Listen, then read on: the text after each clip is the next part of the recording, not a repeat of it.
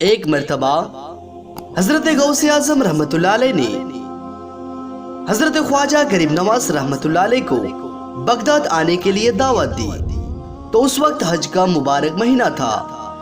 حضرت خواجہ غریب نواز رحمت اللہ علیہ فرائض حج ادا کر کے مدینہ شریف کی زیارت سے مشرف ہو کر بغداد شریف کے جانب اپنے قافلے کے ساتھ روانہ ہو گئے۔ حضور خواجہ غریب نواز رحمت اللہ علیہ نے اپنے قافلے کے ساتھ بغداد شریف پہنچ گئے اور وہاں سلطان الاولیاء سلطان الہند کو دل سے استقبال کیا۔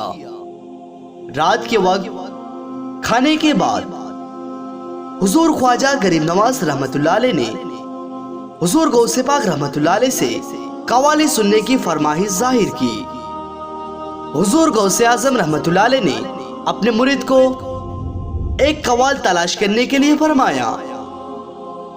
آپ کے مرید آپ کے حکم پر پورے شہر میں قوال تلاش کرنے لگا مگر کہیں پر بھی قوال نہیں ملا، اور یہ پتا چلا کہ شہر بغداد میں ایک ہی مشہور قوال تھا جن کا کسی حادثے کے دوران 2 سال پہلے انتقال ہو گیا۔ تو ایک خبر آپ کے خادم نے آپ تک پہنچایا کہ ایک ہی قوال تھا جن کا انتقال ہو گیا۔ یہ سن کر سلطان الاولیاء حضرت غوث اعظم رحمت اللہ علیہ نے کچھ سوچا اور مسکرایا اور بتایا کہ خواجہ غریب نواز رحمت اللہ علیہ کے بات تو کبھی خالی نہیں جا سکتا ہے، آج مردہ قوال کا ہی قوالی ہوگا۔ حضور غوث اعظم رحمت اللہ علیہ نے فرمایا کہ تم اس قوال کے قبر میں جاؤ اور میری حکم بے خوف ہو کر اس تک پہنچاؤ کہ اجمیر شریف سے خواجہ غریب نواز تشریف لائے ہیں اور تجھے غوث اعظم نے اپنے محفل میں بلایا ہے۔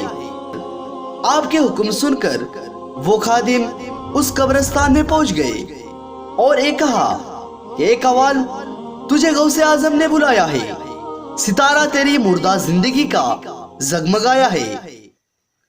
خادم کا ایک کہنا تھا کہ آسمان پر بجلی چمکنے لگی اور وہ قبر پھٹ گیا اور وہ قوال الا اللہ کی نعرہ زبان پر لگاتے ہوئے کھڑے ہو گئے اور اسی طرح کفن لے کر اپنے گھر پر پہنچ گئے اور کپڑے تبدیل کر کے غوث اعظم کی محفل میں پہنچ گئے اور قوالی شروع کر دی۔ نمیدہ نم کے آخر چون دام دیدار می رقصم،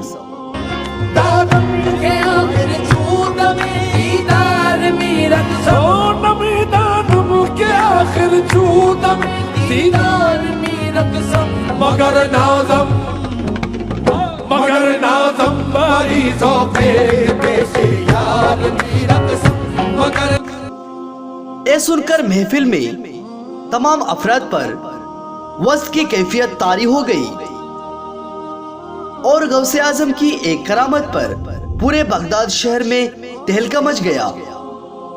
سبحان اللہ، اے ہے میرے غوث اعظم رحمت اللہ علیہ کی شان کہ آپ کے حکم سے مردہ بھی زندہ ہو جاتا ہے اور آپ کی خدمت میں حاضر ہوتا ہے۔